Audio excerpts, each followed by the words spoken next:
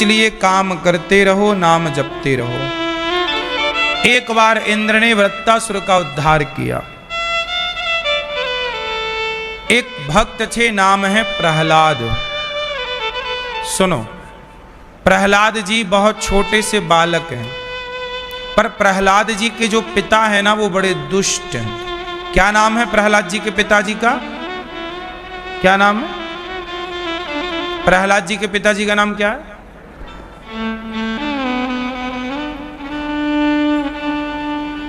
हिरण्य कशिपु, कश्यप भी कहते, हिरण्य कश्यप, हिरण्य कशिपु। तो हिरण्य कश्यप जो हैं, ये बड़े दुष्ट हैं। हिरण्य कश्यपु ने वरदान मांगा है कि ना मैं दिन के मरूं ना रात को, ना अस्त्र से मरूं ना शस्त्र से, ना पृथ्वी में मरूं ना आकाश में। ब्रह्मा के बनाए 12 महीने में मैं किसी भी महीने में ना मरूं। अब बताओ, ये इनडायरेक्ट क्या वरदान चाहता है कि मैं अमर हो जाऊं। लेकिन इतना दिमाग लगाने के बाद भी हिरण्यकश्यपु अमर नहीं हो पाया। ना दिन के मरूं ना रात को मरूं, ना ऊपर मरूं ना नीचे मरूं, ना मनुष्य से मरूं ना देवताओं से मरूं। अब बताओ, इतना तिगड़म लगाने पर भी मौत ने हिरण्यकश्यपु को छोड़ा? खंबे से प्रकट हो गए भगवान हिरण्यकश्यपु को मारने के लिए। इसका मतलब है कि आप लोग, हम लोग बच नहीं सकते, मरना तो पड़ेगा। अब मरना तो पड़ेगा, तो रो रो के मरे कि हंसते हंसते मरे? कैसे मरना चाहिए? रोते रोते कि हंसते हंसते? हंसते हंसते मरने के लिए क्या करना पड़ेगा? आत्मज्ञानी बनना पड़ेगा। जो व्यक्ति आत्मज्ञानी है वो हर हाल में प्रसन्न है। कौन व्यक्ति? कौन सा व्यक्ति? आत्मज्ञानी। आत्मज्ञानी किसे कहते हैं? बताओ, आत्मज्ञान किसे कहते हैं? प्रहलाद जी को आत्मज्ञान था। प्रहलाद जी छोटे थे, हिरण्यकश्यपु ने पढ़ने भेजा, पढ़कर आए, बोला तेरा तो। अब प्रहलाद जी नाम जपते थे, श्री कृष्ण, श्रीमन्नारायण, श्री हरि, भगवान का नाम जपें। तो हिरण्यकश्यपु बोला तू ये किसका नाम जप रहा है? प्रहलाद जी ने कहा भगवान का। हिरण्यकश्यपु ने कहा तेरा भगवान कहाँ रहता है? प्रहलाद जी ने कहा सब जगह रहते हैं। तो तेरा भगवान सब जगह है तो मुझे क्यों नहीं दिखता? सवाल खड़ा है कि भगवान सब जगह हैं तो दिखते क्यों नहीं? क्यों भैया, आप बताओ। भगवान सब जगह हैं, ये बात सही है कि गलत है? उत्तर दो। ये पीछे सोफे वाले भैया, हाँ आप से, हाँ बोलो। भगवान सब जगह हैं या नहीं? तो दिखते क्यों नहीं हैं? क्यों मैया, भगवान दिखते हैं या नहीं दिखते? सवाल है। दादाजी बताओ, भगवान दिखते हैं या नहीं दिखते? दिखते हैं। आपने भगवान को देखा? आप? हाँ, नहीं देखा। आप बताओ, आपने भगवान को देखा? आपने भगवान को देखा मैया? मैया, आपने भगवान को देखा है? हाँ या ना? हैं? पीछे वाली मैया, मैया, ओ मैया, जा रही हो? टाटा टाटा कर लो मेरी माँ। गुस्सा हो गई क्या मेरी माँ? जल्दी आना। सुनो ओ लाल मैया, एक झोला कथा सुन के जा रही हैं, देखो पूरा झोला पैक। सुनो, प्रश्न है कि भगवान सब जगह हैं तो दिखते क्यों नहीं? पहली बात तो ये प्रश्न ही गलत है। ये प्रश्न क्या कह रहा है कि भगवान हैं तो दिखते क्यों नहीं? अब ये बताओ, भगवान दिखते हैं या नहीं? दिखते हैं। भगवान दिखते, अभी भी आप लोग भगवान को देख रहे हैं, इस वक्त भी। अच्छा बताओ, दुर्योधन को भगवान दिख रहे थे कि नहीं? जोर से। अर्जुन को कृष्ण दिख रहे थे, पर वो अर्जुन कृष्ण को भगवान मान रहे थे। तो कृष्ण तो सबको दिख रहे थे, पर कोई उन्हें भगवान के रूप में देख रहा था तो कोई भगवान के रूप में नहीं देख रहा था। उसी तरह भगवान आज भी सबको दिख रहे हैं, कोई पहचान पा रहा है, कोई पहचान नहीं पा रहा है। दुर्योधन नहीं पहचान पाया, अर्जुन पहचान गए। कृष्ण तो थे, कृष्ण तो हैं, पर दुर्योधन ने कृष्ण को नहीं पहचाना, जबकि अर्जुन ने कृष्ण को।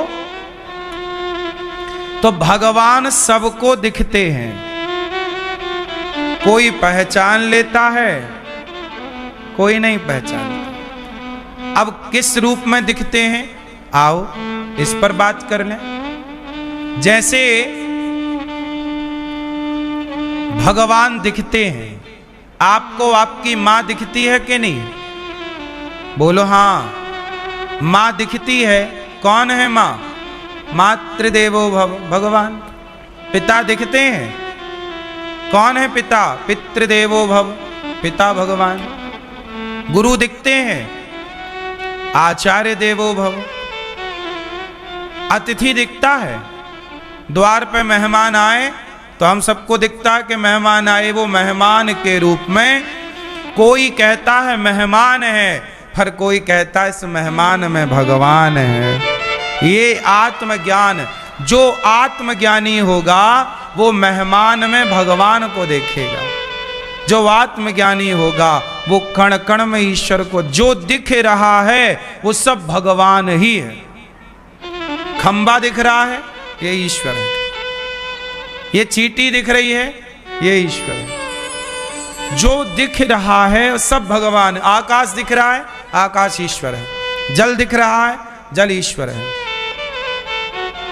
हवा स्पर्श हो रही है बॉडी से, ये ईश्वर। हवा दिख नहीं रही है पर है, ये ईश्वर है। जरूरी नहीं है कि जो दिख रहा है वही ईश्वर हो, जो नहीं दिखता वह भी ईश्वर है। क्यों मैया? अच्छा एक बात बताओ, बताओ ये क्या है? जोर से। जो मैया, लाल मैया, क्या है ये? अंगूठी। मैया ये क्या है? ये अंगूठी है, आप कह रहे हैं। परंतु आप कह रहे हैं कि अंगूठी है, पर आपका उत्तर गलत है। सही तो एक प्रकार से सही आप बोल सकते कि अंगूठी है, लेकिन नहीं, इसमें और जोड़ा जा सकता है। ये सोना है। यदि हम इससे सोना हटा दें तो अंगूठी नाम की सत्ता रह जाएगी? अंगूठी जैसा कुछ नहीं होता। एक आकार को, एक आकृति को लोग अंगूठी कह देते हैं। है तो सोना। जैसे घड़ा, घड़ा जैसा कुछ नहीं होता। माटी की एक आकृति को लोग घड़ा कहते हैं। है तो माटी ना, उसमें घड़ा जैसा कुछ नहीं है। क्या है? माटी। लेकिन व्यवहार में उसे माटी के को घड़ा कहते हैं। जैसे व्यवहार में से अंगूठी कहते हैं। है सोना, पर व्यवहार जगत में अंगूठी कहते हैं। है माटी, पर व्यवहार में क्या कहते हैं? घड़ा है। हाँ या ना? है। अब बताओ, घड़ा सत्य है कि माटी सत्य है? कौन सत्य है? जब घड़ा नहीं था तो भी माटी थी, घड़ा है तो भी माटी है। और घड़ा टूटेगा तो घड़ा नष्ट होगा, पर माटी नष्ट ना होगी। बिगड़ा तो घड़े का बिगड़ा, घड़ा मीन्स आकार, आकार का नाम घड़ा है, आकार का नाम अंगूठी है, आकृति का नाम हाथी है, आकृति का नाम चींटी है। चींटी के आकार को चींटी कहा जाएगा, हाथी के आकार को। उसी तरह जिस तरह ये है सोना पर कहा जा रहा है अंगूठी, उसी तरह है ईश्वर पर कहा जा रहा है संसार। जिसे आप संसार कहते हैं, जिसे आप स्त्री और पुरुष कहते हैं, जिसे नदी तालाब और वन इत्यादि जंगल कहते हैं, एक्चुअली वो सब ईश्वर का ही स्वरूप है, सब ईश्वर है। अर्जुन को जब विराट रूप दिखाया भगवान ने, तो नदियां भगवान की नाड़ियां हैं, नस, पेट भगवान का समुद्र है, पर्वत भगवान के शरीर की हड्डियां हैं, ये वृक्षावली आपके शरीर में जैसे रोम है ना, रोमे, ऐसे भगवान के शरीर में रोमे क्या है, ये वृक्षावली, जितने वृक्ष हैं ये भगवान के शरीर के रोम हैं। आकाश भगवान का माथा है, पाताल भगवान के चरण हैं, तलवा। इसलिए पूरा संसार, लोग कहते हैं कि भगवान क्यों नहीं दिखते, दिखते तो हैं, आपको देखना नहीं आता, इसमें हम क्या करें। देखो ना, ये है तो सोना, लेकिन आपको दिखा क्या, अंगूठी, इसमें हमारा दोष तो नहीं है घड़ा, है माटी, पर दिखा क्या। अच्छा चलो बताओ, ए मैया ध्यान दो मेरी माँ, चलो बताओ बताओ ये क्या है, जोर से, रुमाल। और देखो अच्छे से क्या है ये, हैं कपड़ा। और अच्छे से देखो क्या है, धागा। और अच्छे से देखो क्या है, क्या है, जोर से, रुई, कॉटन, बोलो हाँ। और अच्छे से देखो क्या है, कपास, रुई, वही बात है ना, एक ही पर्याय है। क्या है ये, अच्छा देखो ये रुमाल है, लेकिन ये रुमाल नहीं है। यदि मैं एक एक धागा निकाल दूं तो रुमाल रह जाएगा, ये धागा है, पर ये धागा भी नहीं है, धागा बना रुई से, रुई ना होए तो धागा ना होए। अच्छा रुई, अब आप कहो ये रुई है, चलो बताओ रुई किससे बनी। रुई एक फल है, रुई के पहले एक वृक्ष है, उस वृक्ष के पहले एक बीज है। किसान खेत में क्या बोया, रुई तो नहीं बोया ना, उसने तो रुई का बीज बोया, बीज बोया, पौधा तैयार हुआ, पौधे के फल के रूप में एक खिला हुआ फल तैयार हुआ, जिसको कपास कहते हैं, रुई कहते हैं, कॉटन कहते हैं। कॉटन की भी खेती होती है, किसान करते हैं, रुई की खेती होती, बोलो हाँ। फिर अब देखो ये दिख रहा है कपड़ा, व्यवहार में तो इसे कपड़ा बोलेंगे ना, लेकिन ये है क्या, रुई। और मूल में जाओ तो ये बीज रह जाएगा एक कॉटन कपास का। उसी तरह जो दिख रहा है वो दिख तो रहा है सत्य, पर हम देख रहे हैं कुछ और। ये है धागा, है रुई, पर हम क्या कह रहे हैं, कपड़ा। उसी तरह जो दिख रहा है वो है तो ईश्वर, पर व्यवहार में कहते हैं ये स्त्री है। स्त्री नहीं है ये, यह ईश्वर की ही एक आकृति है। जैसे रुई, ये भी रुई है और ये भी रुई है, बोलो हाँ। ये भी धागा है, इसमें भी और इसमें भी, बोलो, पर दोनों अलग अलग हैं कि नहीं, बोलो हाँ। दोनों में तत्व एक है, धागा। मूल में क्या है? धागा, पर दोनों अलग अलग हैं। उसी प्रकार स्त्री अलग है, पुरुष अलग है, चींटी अलग है, हाथी अलग है, सब अलग अलग हैं, पर मूल में सबके भीतर वही एक ईश्वर धागे के रूप में सबके भीतर विद्यमान है। सबके भीतर वही समाया। चलो बताओ ये क्या है? जोर से, जोर से। माला। क्या दिख रहा है आपको? जोर से। क्या है ये? तुलसी के दाने। ये तुलसी की माला है। क्या दिख रहा है? जोर से। पर एक बात बताओ, ये जितने भी दाने हैं, इन दानों के भीतर एक धागा है या नहीं? यदि वो धागा ना होता तो क्या ये माला होती? बोलो। जैसे हर दाने के भीतर एक धागा समाया है, पर दाना तो दिख रहा है, धागा नहीं दिखता। नहीं दिखता धागा, इसका मतलब ये नहीं कि धागा नहीं है। उसी तरह जैसे प्रत्येक दाने के भीतर, माला के प्रत्येक दाने के भीतर धागा समाया है, ऐसे सृष्टि के प्रत्येक जीव के भीतर, प्राणी के भीतर भगवान समाये हैं। ये तो अपना अपना नजरिया है। कोई कहता है ये स्त्री है, पर कोई कहता है कि स्त्री के रूप में ये भगवान है। कोई कहता है ये पुरुष है, पर कोई कहता है कि पुरुष के रूप में भगवान है। हिरण्यकश्यपु ने कहा तेरा भगवान कहाँ है? बोले सब जगह। बोला दिखता क्यों नहीं? प्रहलाद जी ने कहा पिताजी एक बात बताओ, अखबार पढ़ते हो कि नहीं आप लोग? बोलो हाँ। किस भाषा का अखबार पढ़ते हो आप लोग? चलो बताओ जोर से। कोई हिंदी भाषा का अखबार पढ़ता है, कोई इंग्लिश अखबार पढ़ता है, कोई तमिल अखबार पढ़ता है, तमिल भाषा, कोई पंजाबी का अखबार पढ़ता है, पंजाबी भाषा। अब ये बताओ कि यदि आपके आगे मराठी अखबार आ जाए और आपको मराठी भाषा नहीं आए तो क्या अखबार पढ़ लोगे? अब आप क्या कहोगे, यार इसमें तो कुछ लिखा ही नहीं।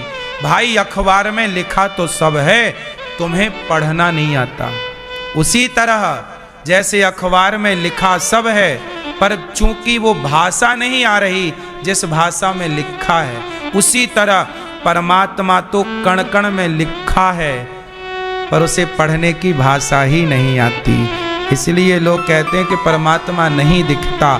दिख रहे हैं, पर जिस भाषा में परमात्मा लिखा गया है, कण कण में समाया है, कण कण में, वो भाषा आपको आ नहीं रही। उस भाषा को पा लेने का नाम ही आत्मज्ञान है। प्रहलाद 5 साल के बालक थे। कितने साल के?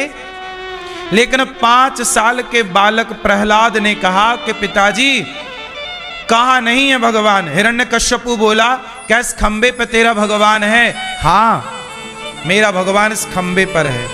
5 साल के प्रहलाद ने कह दिया कि इस खंबे पर भगवान है। और प्रहलाद के कहने पर हिरण्यकश्यपु ने जांच की उस खंबे को तोड़ करके। खंबे को तोड़ा क्यों? प्रहलाद जांच करना चाहता है कि तेरी बात सही है या गलत है। तो प्रहलाद 5 साल के थे। 5 साल का बालक इतना बड़ा आत्मज्ञानी हो गया कि उसे खंबे पर भी परमात्मा का दर्शन हो गया। और हम ऐसे पापी हैं कि हमें मंदिर में भी भगवान का दर्शन नहीं होता। देखो जरा, हम कहते हैं भगवान कहाँ है, और प्रहलाद कहते हैं कि भगवान कहाँ नहीं है। अंतर है ना? हम लोग इतनी उम्र वाले हो गए और अभी तक परमात्मा को खोज रहे हैं, और प्रहलाद खोज चुके। हम अभी तरस रहे हैं देखने को, वो देख चुके। हाँ या ना?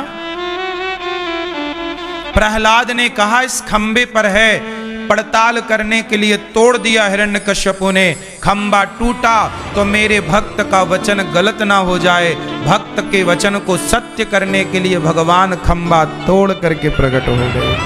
बोलिए नरसिंह भगवान की। भगवान कहाँ है? जहां भक्त का विश्वास है वहीं भगवान। प्रहलाद का विश्वास था कि इस खंबे पर भगवान है, तो उस खंबे से प्रकट हो गए। आपका विश्वास है कि ये भगवान है, तो यहां से भगवान प्रकट होंगे। आपका विश्वास नहीं है तो भगवान कहीं नहीं। मानो तो मैं गंगा मां हूं, ना मानो तो बहता ईश्वर। मानने का विषय है, मान लो तो सब ठीक, नहीं मानो तो कुछ नहीं। फिर पानी बह रहा गंगा जी का, नदी है, और मानो तो माता है। क्यों जी? तो परमात्मा कहाँ है? मोकू कहाँ तो ढूंढे बंदे, मैं तेरे विश्वास में। भगवान कहाँ रहते हैं?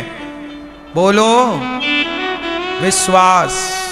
कहाँ रहते हैं? मंत्र जाप मम दृढ़ विश्वासा।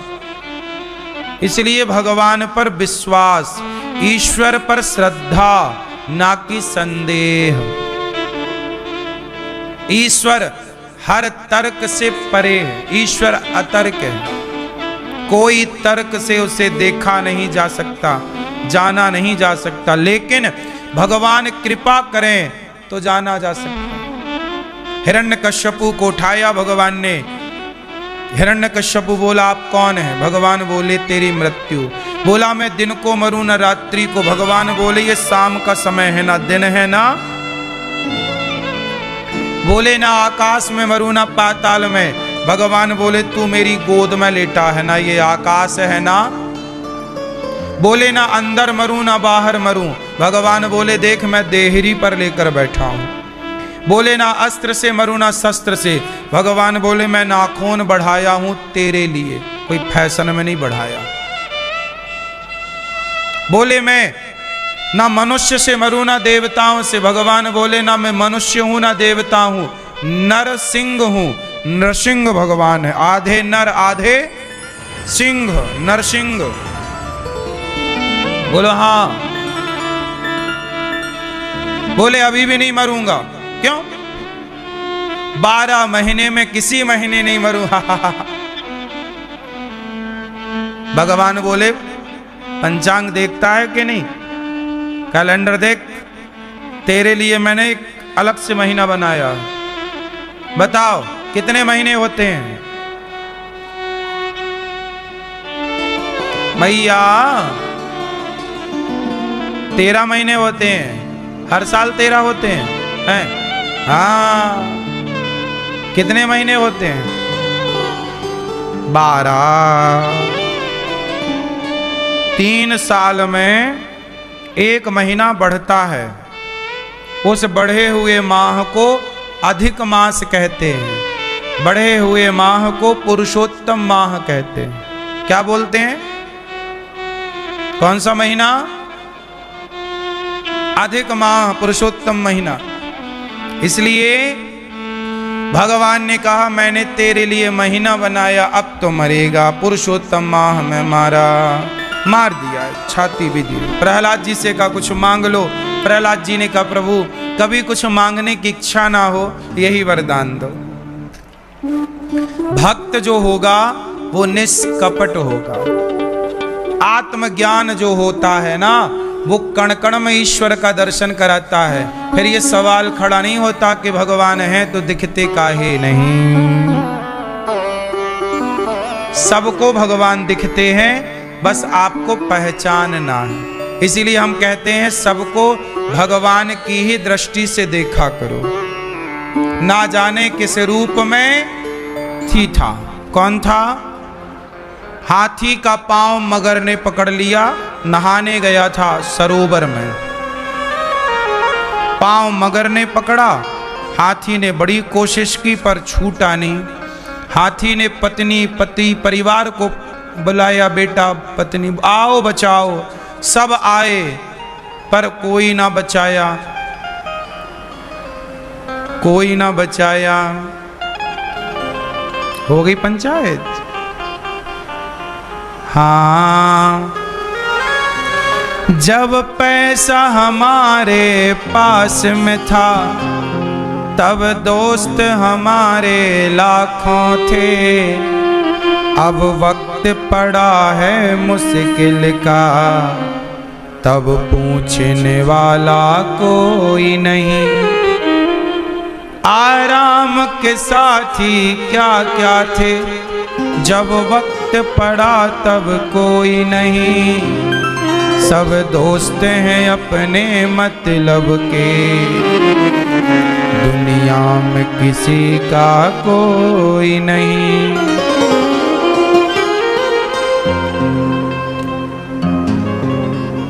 हाथी पर संकट आया, सब छोड़कर चले गए।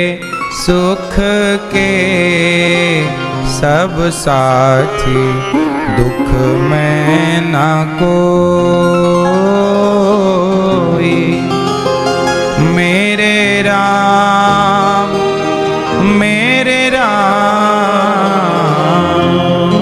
तेरा नाम एक साचा, दूजा न कोई।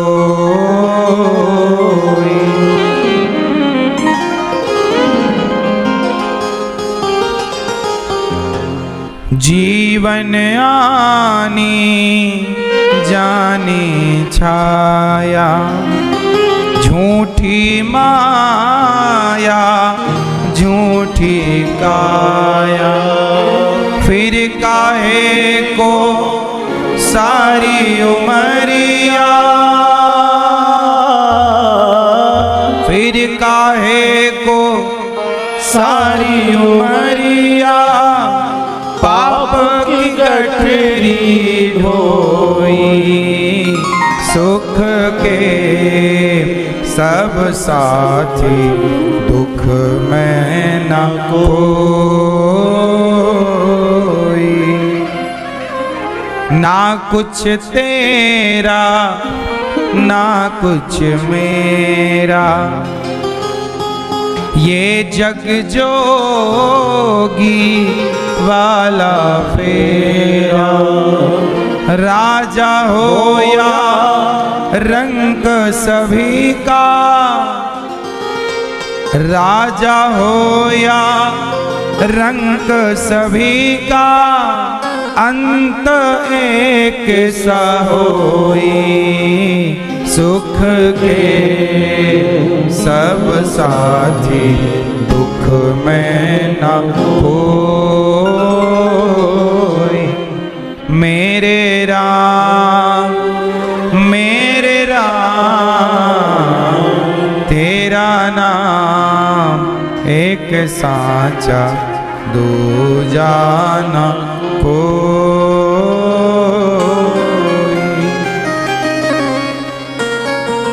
सुख के साथी सब, दुख का हाथी पर संकट आया, सब छोड़कर चले गए।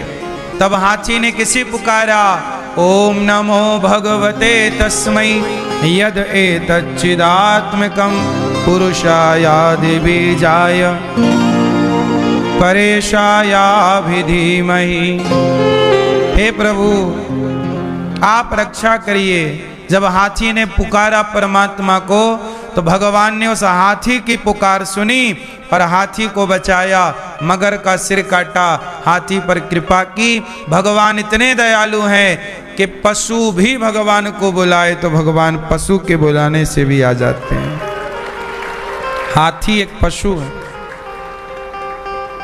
हाथी ने परमात्मा को पुकारा। इसके बाद भगवान हाथी पर कृपा करने के बाद समुद्र मंथन हुआ। धनवंतरी कश्यप मोहिनी का अवतार लिया भगवान ने समुद्र मंथन कराया। देवता दैत्यों के द्वारा समुद्र मंथन। पहले क्या निकला? विष। आखिरी में क्या निकला? अमृत। अमृत आखिरी में ही निकलेगा, पहले विष। इसलिए जीवन में असफलताएं आए तो परेशान ना होना, ये विष है, पर सफलता भी आएगी। अंत में अमृत निकला। राजा बलि पर कृपा करने के लिए वामन भगवान प्रकट हुए। राजा बलि को 3 पग भूमि में, पाताल, स्वर्ग, सत्यलोक, तीसरा पग राजा बलि पर रखा। इसके बाद मत्स्य भगवान बने, हयग्रीव नाम के दैत्य को मारा।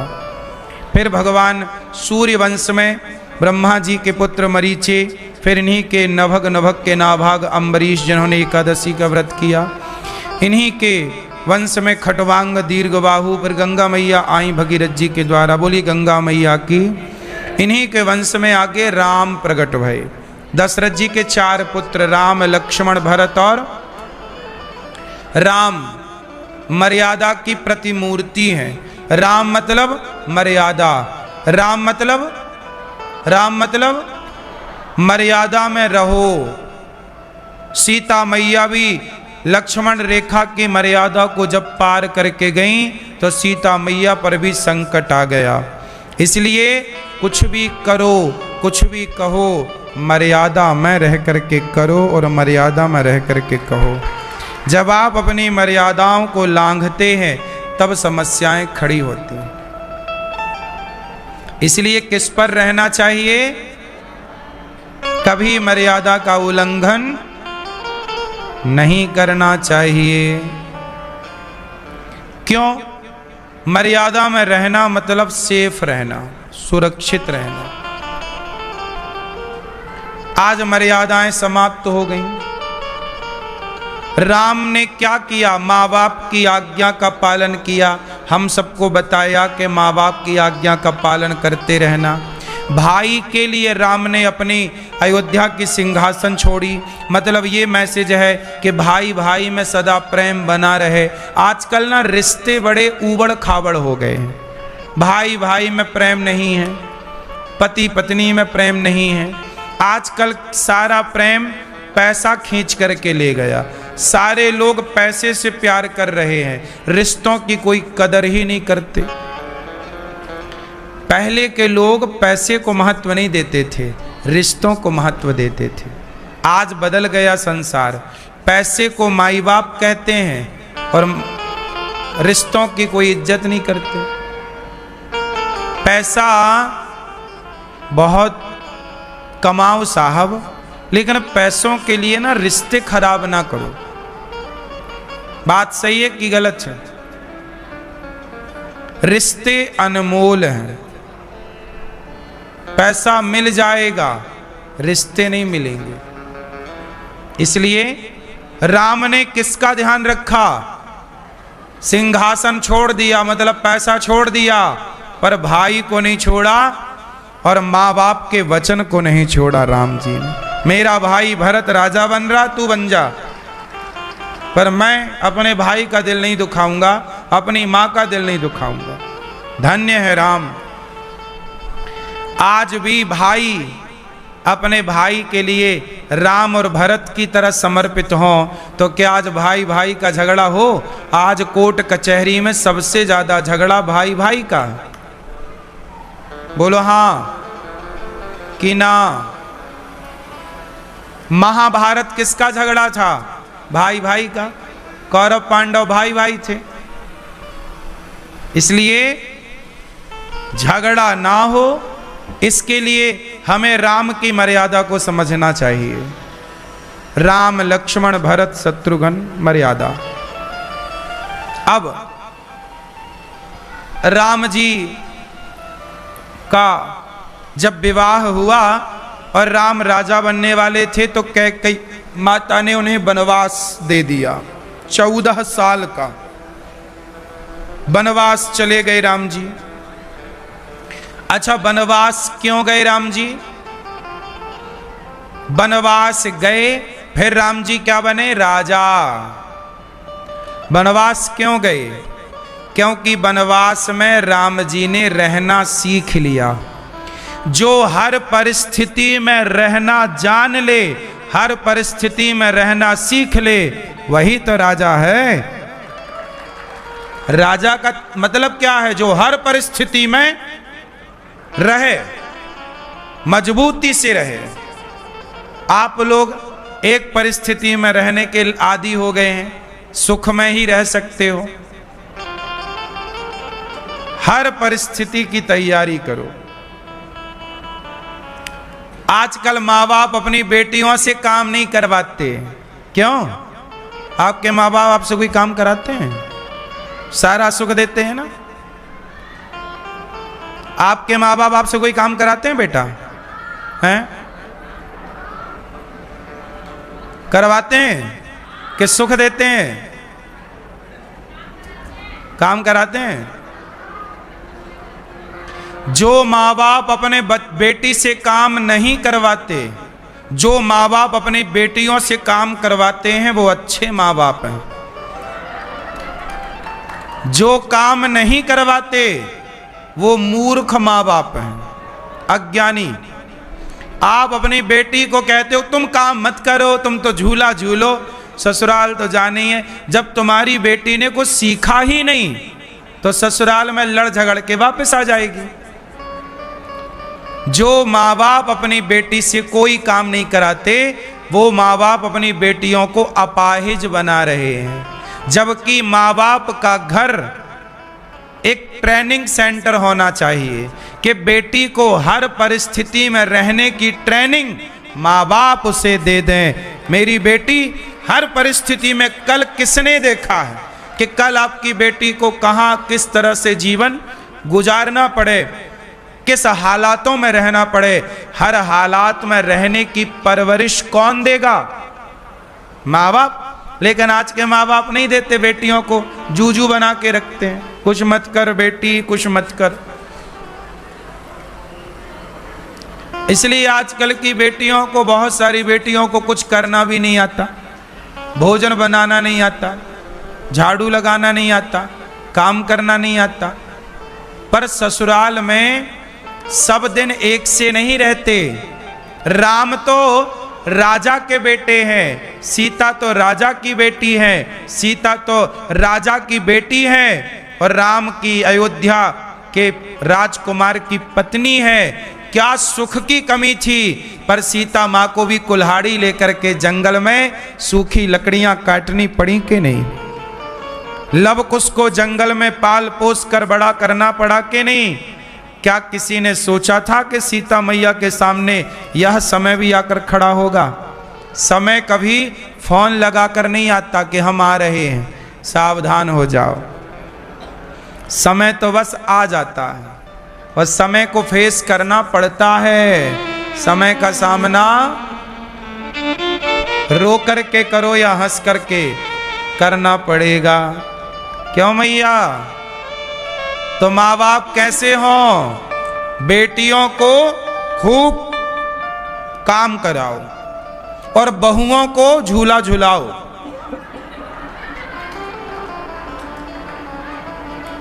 बहुओं को बढ़िया झूला झुलाओ, बेटी से काम कराओ। बोलो हाँ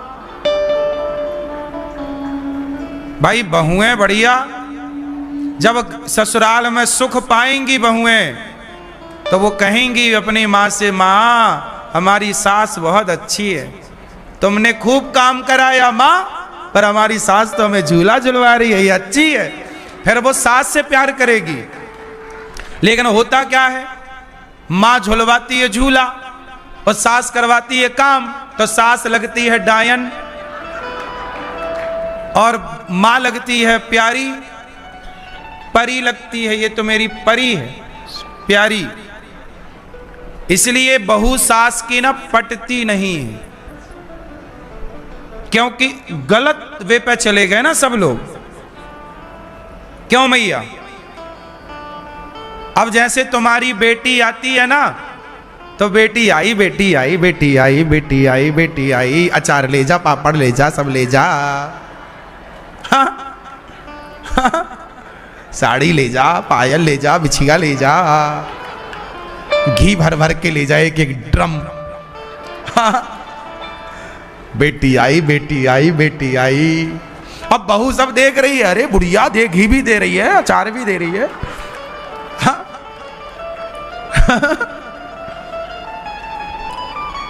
फिर दूसरे दिन पति को रोटी देती है सूखी। लो, पति बोला घी कहाँ? अरे तुम्हारी बहन आई थी, सब ले गई बांध के। अब हो गया पूरा। अब क्या वीडियो बना रही हो मैया?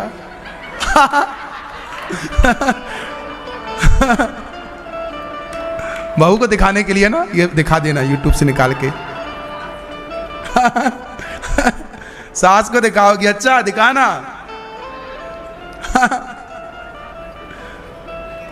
ऐसा होता है कि नहीं? बहू को लगता है कि बेटी आई तो सास ना, बिल्कुल जब तक बेटी नहीं आई ना तो सास कैसी थी, बीमार, अरे आंख खोलने की हिम्मत नहीं। और बहू आई, बेटी आई तो उठ के बैठ गई। बेटी आई तो बिल्कुल जिंदा है, और बेटी विदा तो फिर खटिया पड़ गई। इतनी बहानेबाज हैं सासें। बेटी के साथ अलग व्यवहार करती हैं और बहू के साथ अलग। इसलिए न्यारपन जल्दी हो जाता अलग अलग। जो व्यवहार आप अपनी बेटी से करती हो वही व्यवहार आप अपनी बहू से करेंगे ना तो घर जुड़ करके रहेगा, घर स्वर्ग की तरह रहेगा। जब आप व्यवहार बदलती हो, देखो ना भेद हो गया। मैं आप लोगों के साथ अलग व्यवहार करूं और आप लोगों के साथ अलग व्यवहार करूं तो मैं भेदभाव करने वाला बन गया कि नहीं? और ये भेद वाली दृष्टि गलत है। जब एक ही घर में रहना है आप सबको तो फिर भेद किस बात का? बेटी और बहू में भेद मिट जाए तो घर वैकुंठ ना बन जाए। पर ये मिटाए कौन? मिटाएगी सास, लेकिन सास खुद नहीं मिटाना चाहती। पता नहीं उस अचार पापड़ से बेटी कितनी धन्ना सेठ हो जाएगी। अरे अचार पापड़ दो, पर छिपा के क्यों दे रही हो? बता के दो। बेटियां आती हैं इतना सा झोला लाती हैं और जब जाती हैं इतना बड़ा लेके जाती हैं। और ये बात बहू देखती है। जब बेटियां आती हैं ना तो तुम्हारी भौजाई यही देखती है तुम कितना बड़ा झोला लाई हो। झोला, ये हमारी बहनें भी बड़ा होशियार, इतना बड़ा झोला ले जाएंगी और खाली ले जाएंगी, क्योंकि उनको पता है